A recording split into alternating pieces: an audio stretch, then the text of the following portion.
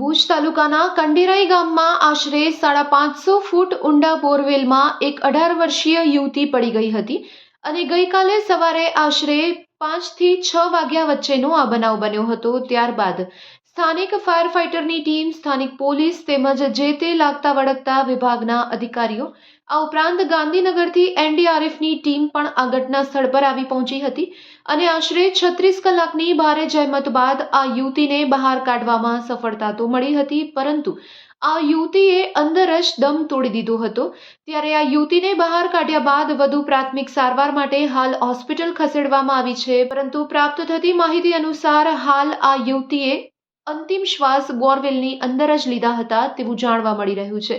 ત્યારે અમારા કચકેરી ટીવી ન્યૂઝની ટીમ દ્વારા એનડીઆરએફ જવાન, સ્થાનિક ફાયર શાખાના સચિન પરમાર અને ગુજરાત પાણી પુરવઠા ગટર વ્યવસ્થા બોર્ડના કાર્યપાલક ઇજનેર ભૂમિબેન સાથે વાતચીત કરવામાં આવી હતી। આવો આ અંગે વધુ સાંભળીએ તેમના જ શબ્દોમાં। देखिए, ये कल सुबह 5:30 बजे की घटना है। एक युवती जो सुबह एक बोरवेल में गिरी थी जिसका डायमीटर 12 इंच था।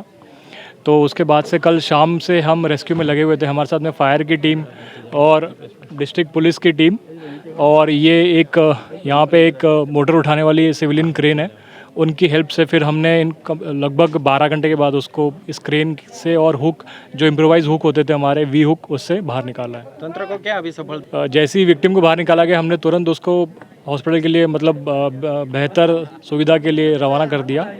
आगे की कार्रवाई तंत्र के पास ही है। ભૂમિ રાવલ, ગુજરાત પાણી પુરવઠા ગટર વ્યવસ્થા બોર્ડ, કાર્યપાલક ઇજનેર।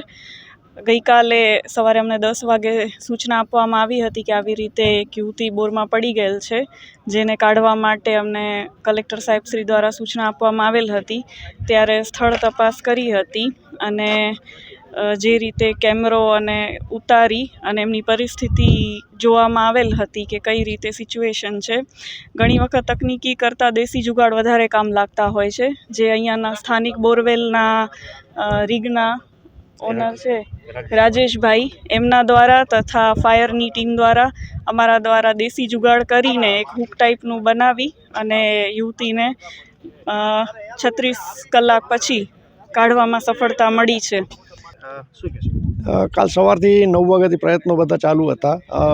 એનડીઆરએફ ટીમ, ભુજ ફાયરની ટીમ, બચાવ ફાયરની ટીમ તથા અહીંયાના સ્થાનિક લોકો જે બોરવેલવાળા અને એ ભાઈઓ છે એમની સાથે મળી અને અંદરથી એવા હુક અને બનાવી અને એ વિક્ટિમને બહાર કાઢવામાં આવ્યો હતો। ઓછામાં ઓછું અત્યારે એમ સમજો ને 24 કલાક જેવું આજુબાજુ થશે।